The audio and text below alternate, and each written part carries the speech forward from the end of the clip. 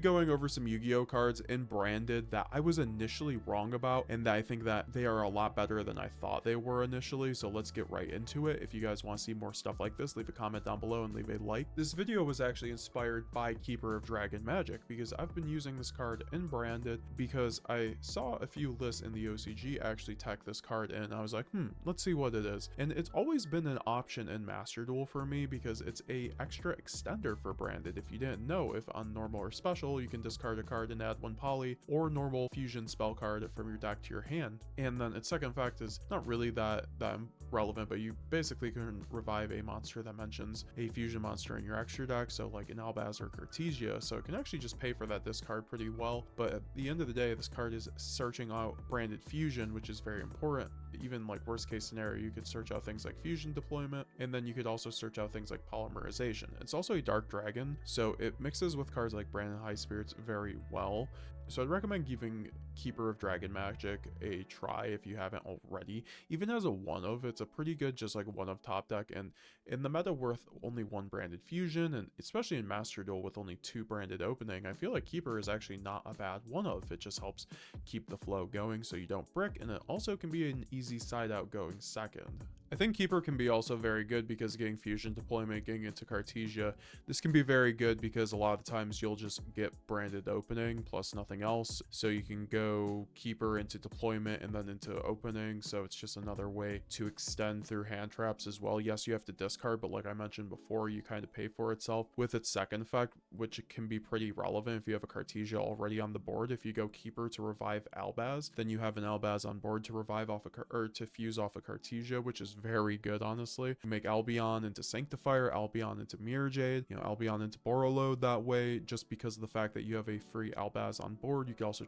target the Shrouded in graveyard because it is an Albaz in graveyard, or the Bestial Luber. Yes, it's face down, but you can fuse off face down monsters, so Branded in red, Cartesia, all these things are going to be live with Keeper of Dragon Magic, reviving whatever bodies you need for these cards. It's just great for keeping up the Branded grind game. This is why I think I was overall wrong with this card. I used to think this card was actually really bad, but overall it's a lot better than I thought it was. Next, you have Ultimate Slayer. I think Ultimate Slayer is one of the spicier options for Branded right now because it's obviously a board breaker you can search off of Triple Tactics Thrust, but the more important part is that your opponent cannot activate monster effects in response to it, and then you can send one monster from your extra deck to the graveyard and then target one monster your opponent controls with the same card type, so basically Fusion, Synchro, Xyz, Pendulum, or Link, and then shuffle into the deck. This is actually really good in a deck that we already plus really hard by sending cards to the graveyard out of our extra deck, so sending a Fusion is always going to be incredible if we're able to send like an Albion or even a Garura at the end of the day. But then we have more offensive options like Entis. However, that doesn't stop there. We can obviously, if we're running the Ultimate Slayer package, and even with something like Nadir Servant, we're going to want to end up adding some more targets, and there are things like Tri-Brigade Armbucephalus II, which is your best link option generally, because when sent to the graveyard, you get to send one Winged Beast monster from your Beast or Beast Warrior monster from your extra deck to the graveyard, so you can immediately just end up sending a Brigand or a Garura, so it's very easy to be able to just get that link in the graveyard and then go plus again. And then also you have things like Malong to take care of a Synchro, so you have plenty of options. And like I mentioned before, Nadir Servant goes really well with Ultimate Slayer, which allows these cards to essentially let you go plus while also breaking your opponent's board. I think Ultimate Slayer is also very good because you have Ryzel coming up, and Ryzel is actually getting one-shotted to an Ultimate Slayer most of the time if you end up sending an Xyz. So you can even copy what Ryzeal's doing and run a Mirror Logic Aggregator when the Ryzeal deck comes out.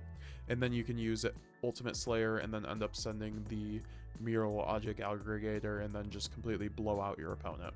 And like I said, it turns Ultimate Slayer into a board breaker button extender, especially when you're sending a fusion, which is nice against things like Memento, Fiendsmith, and even the Mirror Match. Some other really underrated options in Branded right now are hand traps. Hand traps aren't traditionally something you think to run in Branded. However, the OCG recently has been running a ton of hand traps in Branded, and they've been doing kind of well. Honestly, Branded is one of the more represented decks over there overall. It's a top 10 represented deck. Nothing in the top tier, but also nothing to be scoffed at. And I think at the end of the day, you see why they have been adopting a lot of things such as the 60 card build, running things like Grass Looks Greener, but now they're also running things like Maxx on top of 6 to 9 other hand traps, whether it's Ash, Imperm, Mulcharmy, Fuwalos, or purrely, or even Droll and Lockbird. So I think that things like these can actually be really nice in a meta where you have Fire King, you have Ryzeal coming up, you also have Malice, you have things like Tenpai Dragon. Being able to run hand traps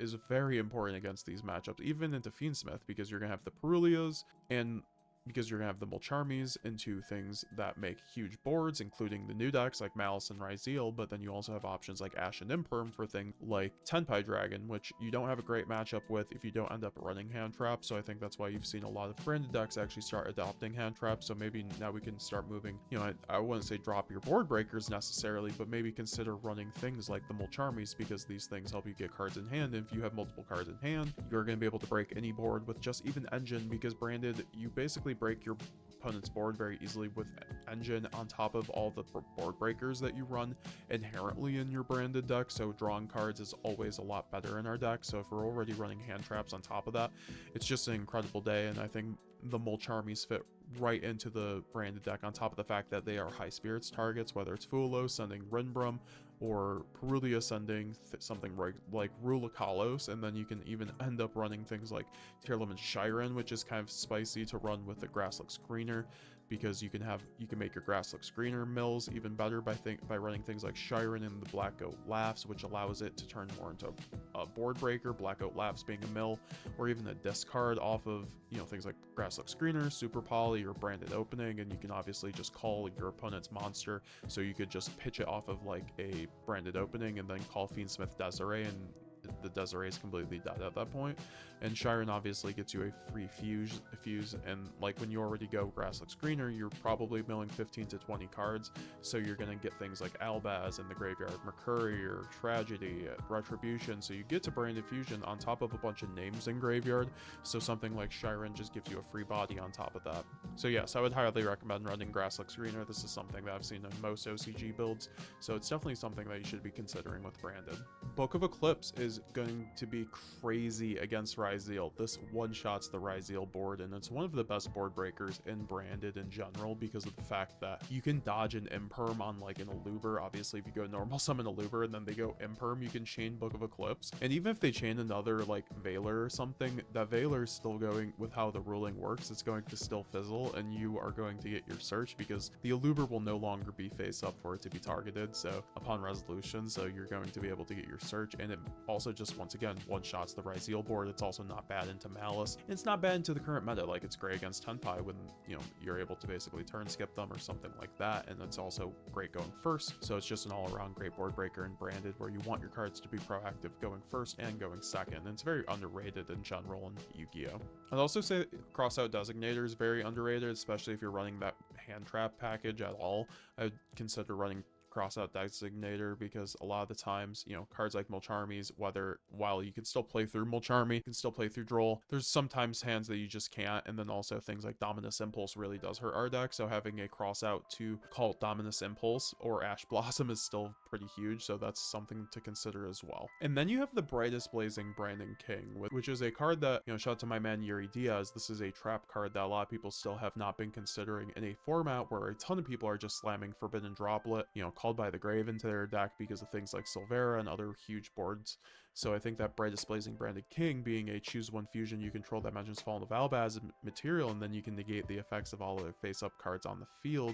This is basically an Omni negate for all cards on the field. I mean, it's not on the field specifically, which is very important against things like Floodgates. You can turn off Skill Drain, but it's also great against a lot of the decks that are putting up just huge amounts of back row, top of things like Labyrinth. It's also great, like I said, as a safeguard for your going first boards. If you have this on top of a Branded in red with a Sanctifier, with a Mercury, you're always gimmick locking your opponent, so I think this makes for a great side in. Potentially also has a great graveyard effect to just increase your grind game, so it's always something to consider with Branded. If you guys enjoyed this video, please leave a like down below. If this video gets another 200 likes, we'll make a video like this. Comment down below, did I miss anything? Were there any underrated cards that I didn't think of for this video that are great into next format? Let me know down below. We'll be seeing you guys later.